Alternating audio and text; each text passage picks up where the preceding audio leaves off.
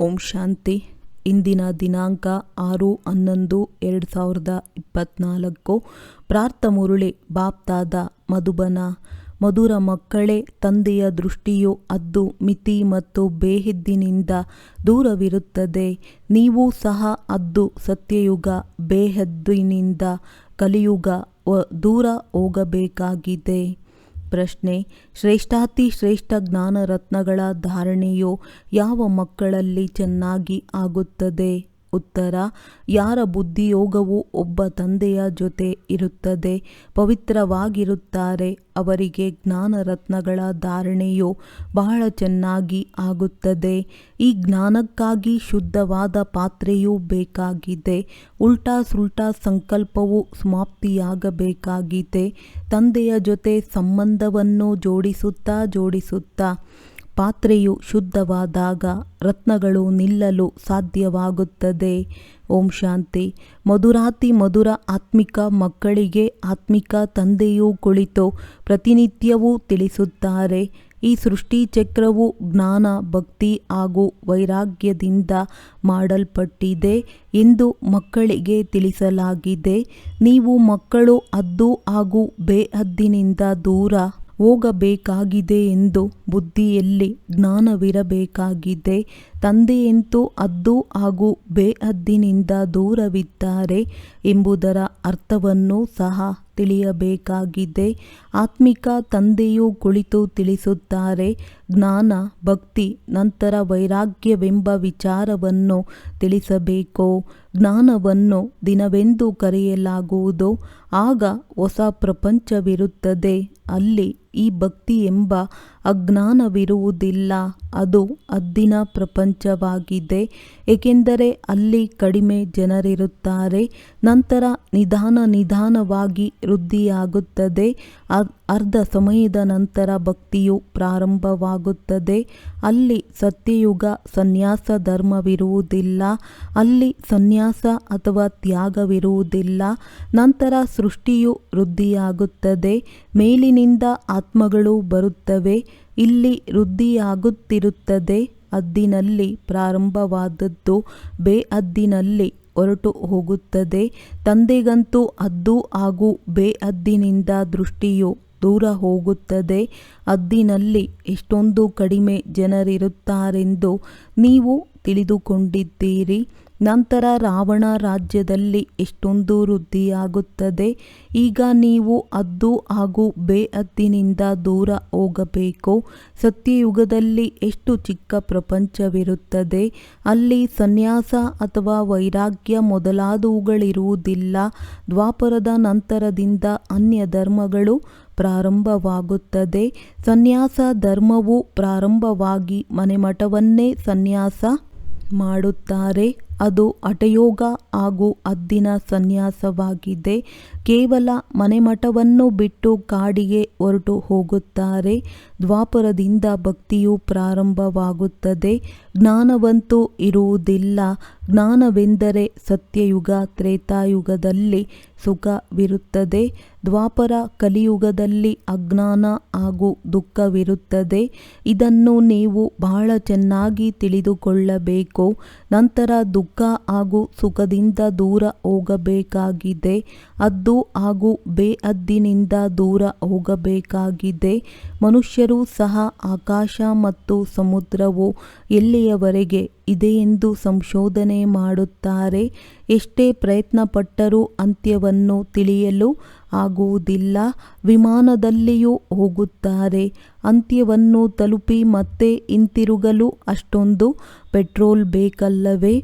ಬಹಳ ದೂರದವರೆಗೆ ಹೋಗುತ್ತಾರೆ. ಆದರೆ ಬೇಹದ್ದಿನಲ್ಲಿ ಹೋಗಲು ಸಾಧ್ಯವಿಲ್ಲ. ಒಂದು ನಿರ್ದಿಷ್ಟ ಸ್ಥಾನದವರೆಗೆ ಹೋಗುತ್ತಾರೆ. ನೀವಂತೂ ಹದ್ದು ಹಾಗೂ ಬೇಹದ್ದಿನಿಂದ ದೂರ ಹೋಗುತ್ತೀರಿ. ಮೊದಲು ಹೊಸ ಪ್ರಪಂಚವು ಹದ್ದಿನಲ್ಲಿತ್ತೆಂದು ನೀವು ತಿಳಿಸಿಕೊಡಬಹುದು.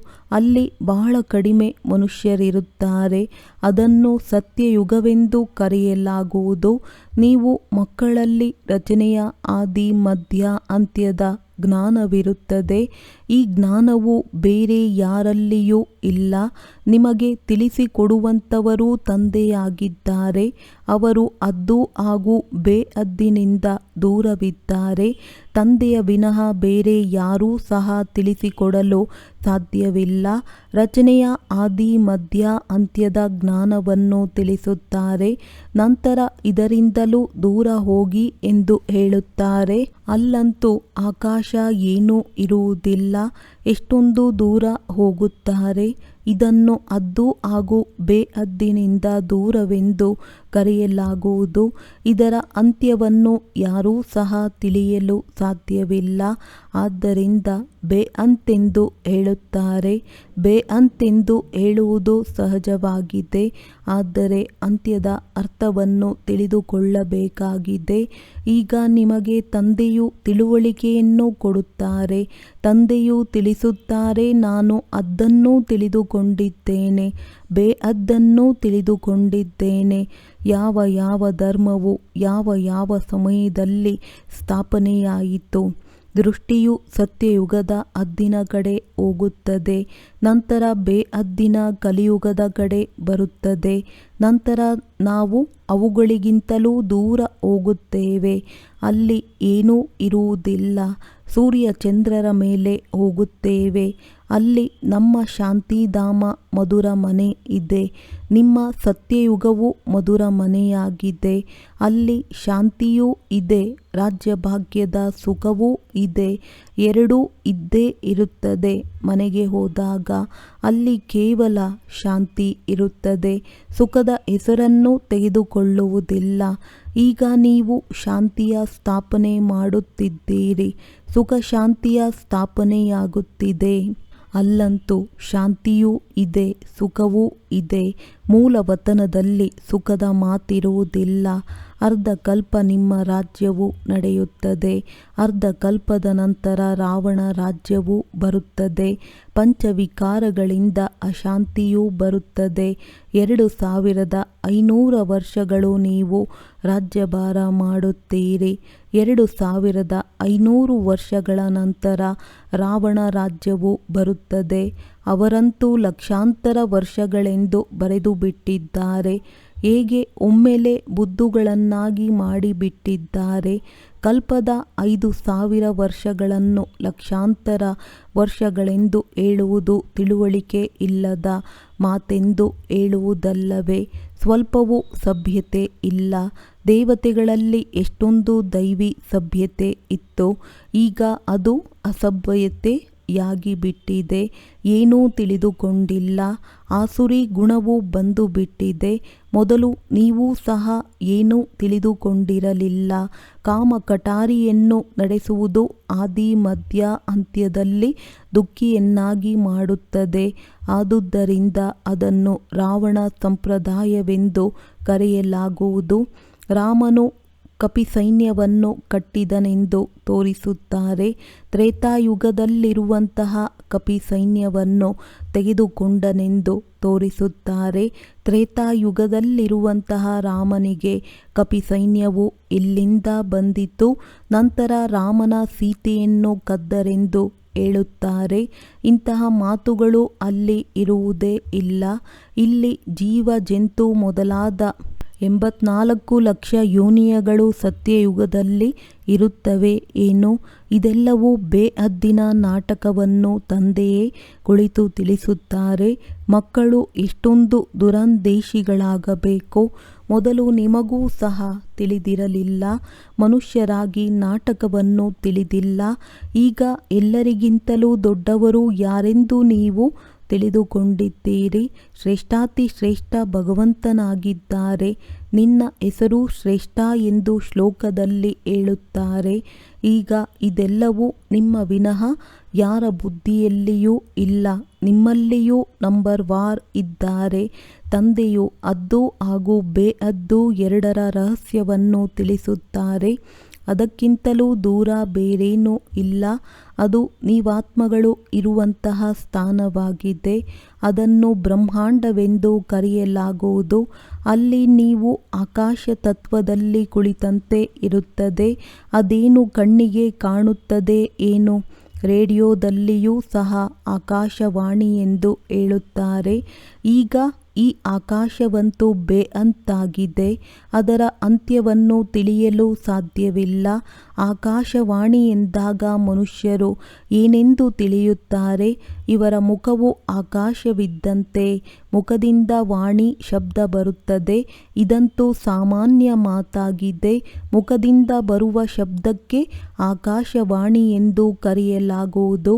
ತಂದೆಯೂ ಸಹ ಈ ರೀತಿ ನುಡಿಸಬೇಕಾಗುತ್ತದೆ. ನೀವು ಮಕ್ಕಳು ನಿಮ್ಮದೆಲ್ಲ ರಹಸ್ಯವನ್ನು ತಿಳಿದಿದ್ದೀರಿ.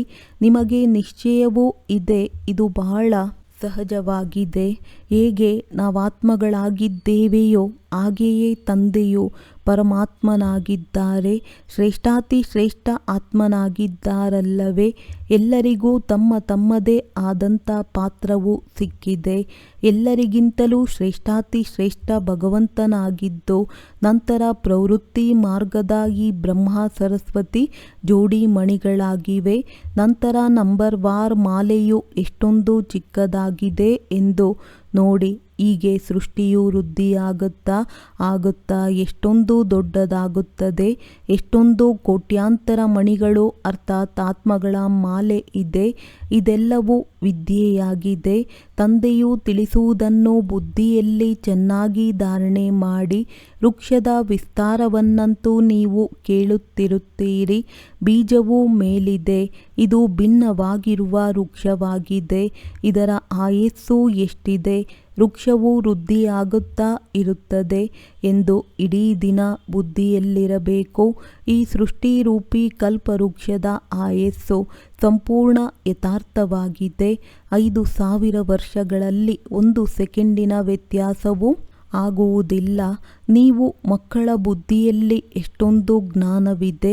ಯಾರು ಪವಿತ್ರರಾಗಿರುವವರೋ ಅವರು ಶಕ್ತಿಶಾಲಿಯಾಗಿರುತ್ತಾರೆ.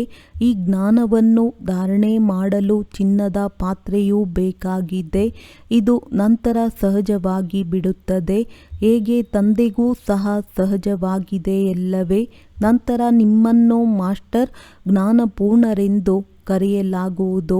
ನಂತರ ನಂಬರ್ ವಾರ್ ಪುರುಷಾರ್ಥದನುಸಾರ ಮಾಲೆಯ ಮಣಿಯಾಗುತ್ತೀರಿ. ಇಂತಹ ಮಾತುಗಳನ್ನು ತಂದೆಯ ವಿನಃ ಬೇರೆ ಯಾರೂ ಸಹ ತಿಳಿಸಲು ಸಾಧ್ಯವಿಲ್ಲ. ಈ ಆತ್ಮನು ತಿಳಿಸುತ್ತಿದ್ದಾರೆ. ತಂದೆಯೂ ಸಹ ಈ ತನುವಿನ ಮೂಲಕ ತಿಳಿಸುತ್ತಾರೆ. ಆದರೆ ದೇವತೆಗಳ ಶರೀರದ ಮುಖಾಂತರ ತಿಳಿಸುವುದಿಲ್ಲ. ತಂದೆಯು ಒಮ್ಮೆಯೇ ಬಂದು ಗುರುವಾಗುತ್ತಾರೆ. ಆದರೂ ಸಹ ತಂದೆಯ ಪಾತ್ರವನ್ನು ಅಭಿನಯಿಸಬೇಕಾಗುತ್ತದೆ. ತಂದೆಯು 5000 ವರ್ಷಗಳ ನಂತರ ಬಂದು ಪಾತ್ರವನ್ನಭಿನಯಿಸುತ್ತಾರೆ. ತಂದೆಯು ತಿಳಿಸುತ್ತಾರೆ, ನಾನು ಶ್ರೇಷ್ಠಾತಿ ಶ್ರೇಷ್ಠನಾಗಿದ್ದೇನೆ. ನಂತರ ಜೋಡಿ ಮಣಿಗಳು ಶ್ರೇಷ್ಠವಾಗಿವೆ. ಯಾರು ಆದಿಯಲ್ಲಿ ಮಹಾರಾಜ ಮಹಾರಾಣಿಯಾಗಿದ್ದಾರೆಯೋ ಅವರೇ ಆದಿದೇವ ಆದಿದೇವಿಯಾಗುತ್ತಾರೆ. ಇದೆಲ್ಲ ಜ್ಞಾನವು ನಿಮ್ಮ ಬುದ್ಧಿಯಲ್ಲಿದೆ. ನೀವು ಇಲ್ಲಿಯೇ ತಿಳಿಸಿಕೊಟ್ಟರೆಂದಾಗ ಇವರು ಸರಿಯಾಗಿ ತಿಳಿಸುತ್ತಿದ್ದಾರೆಂದು ಆಶ್ಚರ್ಯಪಡುತ್ತಾರೆ. ತಂದೆಯೇ ಮನುಷ್ಯ ಸೃಷ್ಟಿಯ ಬೀಜರೂಪ ಜ್ಞಾನಪೂರ್ಣನಾಗಿದ್ದಾರೆ. ಅವರ ವಿನಃ ಬೇರೆ ಯಾರೂ ಸಹ ಜ್ಞಾನವನ್ನು ಕೊಡಲು ಸಾಧ್ಯವಿಲ್ಲ. ಇವೆಲ್ಲ ಮಾತುಗಳನ್ನು ಧಾರಣೆ ಮಾಡಬೇಕಾಗಿದೆ. ಆದರೆ ಮಕ್ಕಳಲ್ಲಿ ಧಾರಣೆಯಾಗುವುದಿಲ್ಲ. ಬಹಳ ಸಹಜವಾಗಿದೆ. ಯಾವುದೇ ಕಷ್ಟವಿಲ್ಲ. ಒಂದನೆಯದಾಗಿ ನೆನಪಿನ ಯಾತ್ರೆಯಲ್ಲಿರಬೇಕು. ನಂತರ ಜ್ಞಾನ ರತ್ನಗಳನ್ನಿಡಲು ಪವಿತ್ರ ಪಾತ್ರೆಯು ಆತ್ಮ ಬೇಕಾಗುತ್ತದೆ. ಇದು ಶ್ರೇಷ್ಠಾತಿ ಶ್ರೇಷ್ಠ ರತ್ನವಾಗಿದೆ. ತಂದೆಯು ರತ್ನದ ವ್ಯಾಪಾರಿಯಾಗಿದ್ದರು. ಬಹಳ ಉತ್ತಮ ವಜ್ರ, ರತ್ನ, ಮಾಣಿಕ್ಯ ಮೊದಲಾದವುಗಳು ಬರುತ್ತಿದ್ದವು. ಅವುಗಳನ್ನು ಬೆಳ್ಳಿಯ ಡಬ್ಬದಲ್ಲಿ ಅತ್ತಿ ಮುಂತಾದವುಗಳಲ್ಲಿ ಸುರಕ್ಷಿತವಾಗಿಡುತ್ತಿದ್ದರು. ಅದನ್ನು ಯಾರಾದರೂ ನೋಡಿದರೆ ಇದು ಬಹಳ ಫಸ್ಟ್ ಕ್ಲಾಸ್ ವಸ್ತು ಎಂದು ಹೇಳುತ್ತಿದ್ದರು. ಇದು ಸಹ ಹಾಗೆಯೇ ಆಗಿದೆ. ಉತ್ತಮ ವಸ್ತುವು ಉತ್ತಮ ಪಾತ್ರೆಯಲ್ಲಿಯೇ ಶೋಭಿಸುತ್ತದೆ. ನಿಮ್ಮ ಕಿವಿ ಕೇಳುತ್ತದೆ, ನಂತರ ಧಾರಣೆಯಾಗುತ್ತದೆ. ಪವಿತ್ರವಾಗಿದ್ದು ಬುದ್ಧಿಯೋಗವು ತಂದೆಯೊಂದಿಗೆ ಇದ್ದಾಗ ಧಾರಣೆಯು ಚೆನ್ನಾಗಿಯೇ ಆಗುತ್ತದೆ. ಇಲ್ಲವೆಂದರೆ ಎಲ್ಲವೂ ಹೊರಟು ಹೋಗುತ್ತದೆ. ಆತ್ಮವು ಎಷ್ಟೊಂದು ಸೂಕ್ಷ್ಮವಾಗಿದೆ, ಅದರಲ್ಲಿ ಎಷ್ಟೊಂದು ಜ್ಞಾನವೂ ತುಂಬಿದೆ. ಇಷ್ಟೊಂದು ಉತ್ತಮ ಶುದ್ಧ ಪಾತ್ರೆಯೂ ಬೇಕಾಗಿದೆ. ಯಾವುದೇ ಸಂಕಲ್ಪವೂ ಬರಬಾರದು. ಉಲ್ಟಾ ಸುಲ್ಟಾ ಸಂಕಲ್ಪವು ಸಮಾಪ್ತಿಯಾಗಬೇಕು. ಎಲ್ಲ ಕಡೆಯಿಂದ ಬುದ್ಧಿಯೋಗವನ್ನು ದೂರ ಮಾಡಬೇಕು. ನನ್ನ ಜೊತೆ ಸಂಬಂಧವನ್ನು ಜೋಡಿಸುತ್ತಾ ಬುದ್ಧಿರೂಪಿ ಪಾತ್ರೆಯನ್ನು ರತ್ನಗಳು ನಿಲ್ಲುವಂತೆ ಚಿನ್ನವನ್ನಾಗಿ ಮಾಡಿಕೊಳ್ಳಿ. ನಂತರ ಅನ್ಯರಿಗೆ ದಾನ ಮಾಡಿ. ಭಾರತವನ್ನು ಮಹಾದಾನಿ ಎಂದು ಕರೆಯಲಾಗುತ್ತದೆ. ಭಾರತೀಯರು ಬಹಳ ದಾನ ಮಾಡುತ್ತಾರೆ. ಆದರೆ ಇದು ಅವಿನಾಶಿ ಜ್ಞಾನ ರತ್ನಗಳ ದಾನವಾಗಿದೆ. ದೇಹ ಸಹಿತ ಎಲ್ಲವನ್ನು ಬಿಟ್ಟು ಒಬ್ಬರೊಂದಿಗೆ ಬುದ್ಧಿಯ ಸಂಬಂಧವನ್ನು ಜೋಡಿಸಬೇಕು. ನಾವಂತೂ ತಂದೆಯ ಮಕ್ಕಳಾಗಿದ್ದೇವೆ ಎಂದು ಹೇಳುವುದರಲ್ಲಿಯೇ ಕಷ್ಟವೆನಿಸುತ್ತದೆ. ಗುರಿಯನ್ನಂತೂ ತಂದೆಯು ತಿಳಿಸಿಬಿಡುತ್ತಾರೆ. ಪುರುಷಾರ್ಥ ಮಾಡುವುದು ಮಕ್ಕಳ ಕರ್ತವ್ಯವಾಗಿದೆ. ಈಗಲೇ ಇಷ್ಟೊಂದು ಶ್ರೇಷ್ಠ ಪದವಿಯನ್ನು ಪಡೆಯಲು ಸಾಧ್ಯ. ಅದಕ್ಕಾಗಿ ಯಾವುದೇ ಉಲ್ಟಾ ಸುಲ್ಟಾ ಸಂಕಲ್ಪಗಳು ಬಾರದೇ ಇರಲಿ. ತಂದೆಯೇ ಜ್ಞಾನಸಾಗರ, ಹದ್ದು ಹಾಗೂ ಬೇಹದ್ದಿನಿಂದ ದೂರವಿದ್ದಾರೆ. ಎಲ್ಲವನ್ನೂ ಸಹ ಕುಳಿತು ತಿಳಿಸುತ್ತಾರೆ. ನೀವು ತಿಳಿದುಕೊಳ್ಳುತ್ತೀರಿ. ತಂದೆಯು ನಮ್ಮನ್ನು ನೋಡುತ್ತಿದ್ದಾರೆ. ಆದರೆ ತಂದೆಯು ತಿಳಿಸುತ್ತಾರೆ, ನಾನು ಹದ್ದು ಹಾಗೂ ಬೇಹದ್ದಿನಿಂದ ದೂರ ಹೊರಟು ಹೋಗುತ್ತೇನೆ. ನಾನು ಅಲ್ಲಿರುವವನಾಗಿದ್ದೇನೆ. ನೀವೂ ಸಹ ಹದ್ದು ಹಾಗೂ ಬೇಹದ್ದಿನಿಂದ ದೂರ ಬನ್ನಿ. ಇದರಲ್ಲಿ ಶ್ರಮ ಪಡಬೇಕಾಗಿದೆ. ಗೃಹಸ್ಥ ವ್ಯವಹಾರದಲ್ಲಿರುತ್ತಾ ಕಮಲ ಪುಷ್ಪ ಸಮಾನ ಇರಬೇಕು. ಕೈ ಕೆಲಸ ಮಾಡುತ್ತಿದ್ದರೂ ಮನಸ್ಸು ನೆನಪು ಮಾಡುತ್ತಿರಲಿ. ಬಹಳ ಗೃಹಸ್ಥಿಗಳಿದ್ದಾರೆ. ಗೃಹಸ್ಥಿಗಳು ಜ್ಞಾನ ರತ್ನಗಳನ್ನು ತೆಗೆದುಕೊಳ್ಳುವಷ್ಟು ಮನೆಯಲ್ಲಿರುವ ಮಕ್ಕಳು ತೆಗೆದುಕೊಳ್ಳುವುದಿಲ್ಲ. ಸೇವಾ ಕೇಂದ್ರವನ್ನು ಸಂಭಾಲನೆ ಮಾಡುವವರು, ಮುರುಳಿಯನ್ನು ನುಡಿಸುವವರೂ ಸಹ ಅನುತ್ತೀರ್ಣರಾಗಿ ಬಿಡುತ್ತಾರೆ ಹಾಗೂ ಓದುವವರು ಶ್ರೇಷ್ಠರಾಗಿ ಬಿಡುತ್ತಾರೆ. ಮುಂದೆ ನಿಮಗೆ ಎಲ್ಲವೂ ತಿಳಿಯುತ್ತಾ ಹೋಗುತ್ತದೆ. ತಂದೆಯಂತೂ ಖಂಡಿತವಾಗಿಯೂ ಸರಿಯಾಗಿಯೇ ತಿಳಿಸುತ್ತಾರೆ. ನಮಗೆ ಓದಿಸುವಂಥವರನ್ನೇ ತಿಂದು ಬಿಟ್ಟಿತು. ಮಹಾರಥಿಯನ್ನು ಮಾಯೆಯು ಒಮ್ಮೆಲೇ ನುಂಗಿಬಿಡುತ್ತದೆ ಎಂದು ಹೇಳುವವರು ಇಂದು ಇಲ್ಲದಂತಾಗಿದ್ದಾರೆ. ಮಾಯಾವಿ ದ್ರೋಹಿಗಳಾಗಿ ಬಿಡುತ್ತಾರೆ. ವಿದೇಶದಲ್ಲಿಯೂ ದ್ರೋಹಿಗಳಾಗಿ ಬಿಡುತ್ತಾರಲ್ಲವೇ. ಬೇರೆ ಕಡೆ ಹೋಗಿ ಆಶ್ರಯವನ್ನು ಪಡೆಯುತ್ತಾರೆ. ಯಾರು ಶಕ್ತಿಶಾಲಿಯಾಗಿರುತ್ತಾರೆಯೋ ಅವರ ಕಡೆ ಹೊರಟು ಹೋಗುತ್ತಾರೆ. ಈ ಸಮಯದಲ್ಲಿ ಮೃತ್ಯುವು ಮುಂದೆ ನಿಂತಿದೆ. ಆದ್ದರಿಂದ ಬಹಳ ಶಕ್ತಿ ಇರುವ ಕಡೆ ಹೊರಟು ಹೋಗುತ್ತಾರೆ. ತಂದೆಯು ಶಕ್ತಿಶಾಲಿಯಾಗಿದ್ದಾರೆಂದು ನೀವು ತಿಳಿದುಕೊಂಡಿದ್ದೀರಿ.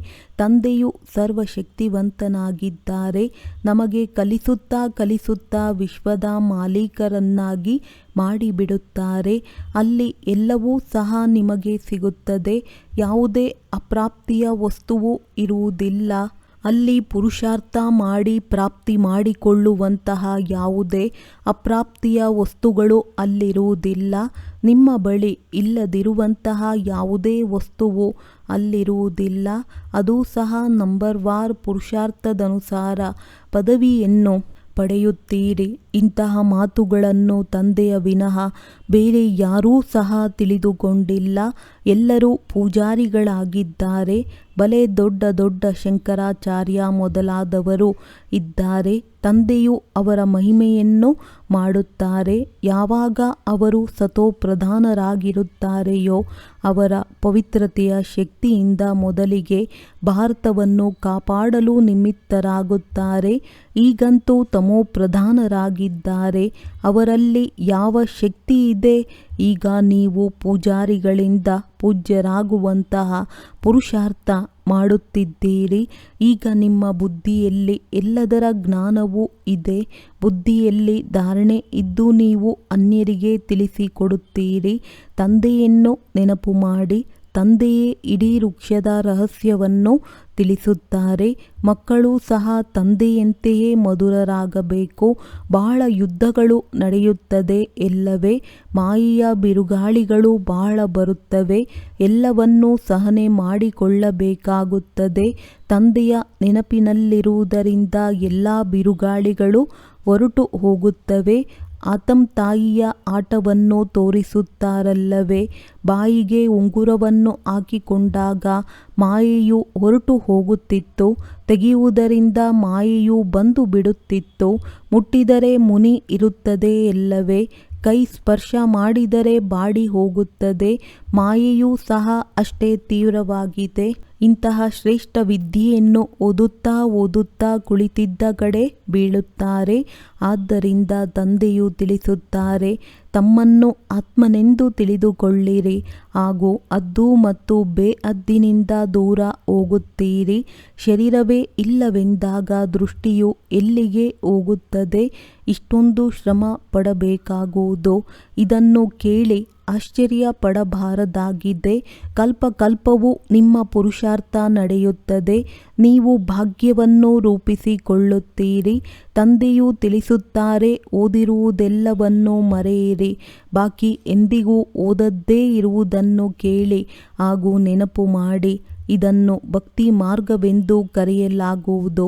ನೀವು ರಾಜ ಋಷಿಗಳಲ್ಲವೇ. ಸಾಧು ಸಂತ ಮೊದಲಾದವರೆಲ್ಲರೂ ಹೇಳುವಂಥದ್ದೆಲ್ಲವೂ ಮನುಷ್ಯರದ್ದಾಗಿದೆ. ಇದು ಬೇಹದ್ದಿನ ತಂದೆಯ ಮುರುಳಿಯಾಗಿದೆ. ಸತ್ಯ ತ್ರೇತಾಯುಗದಲ್ಲಿ ಜ್ಞಾನ ಮುರುಳಿಯ ಅವಶ್ಯಕತೆ ಇರುವುದಿಲ್ಲ.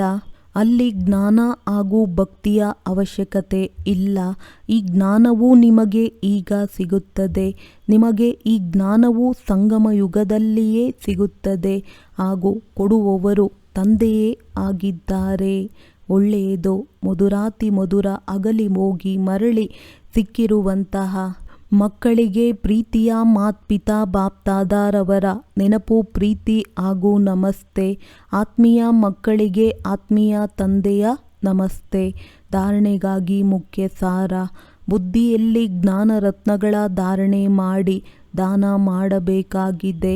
ಹದ್ದು ಹಾಗೂ ಬೇಹದ್ದಿನಿಂದ ದೂರ ಇರುವಂತಹ ಸ್ಥಿತಿಯಲ್ಲಿರಬೇಕು. ಎಂದಿಗೂ ಸಹ ಉಲ್ಟಾ ಸುಲ್ಟಾ ವಿಕಲ್ಪದ ಸಂಕಲ್ಪಗಳು ಬರಬಾರದು. ನಾವಾತ್ಮಗಳು ಸಹೋದರರಾಗಿದ್ದೇವೆಂದು ಸ್ಮೃತಿಯಲ್ಲಿ ಬರಬೇಕು. ಮಾಯೆಯ ಬಿರುಗಾಳಿಯಿಂದ ಸುರಕ್ಷಿತರಾಗಿರಲು ಬಾಯಿಗೆ ತಂದೆಯ ನೆನಪೆಂಬ ಉಂಗುರವನ್ನು ಹಾಕಿಕೊಳ್ಳಬೇಕು. ಎಲ್ಲವನ್ನೂ ಸಹನೆ ಮಾಡಿಕೊಳ್ಳಬೇಕು. ಮುಟ್ಟಿದರೆ ಮುನಿಯಾಗಬಾರದು. ಮಾಯೆಗೆ ಸೋಲಬಾರದು.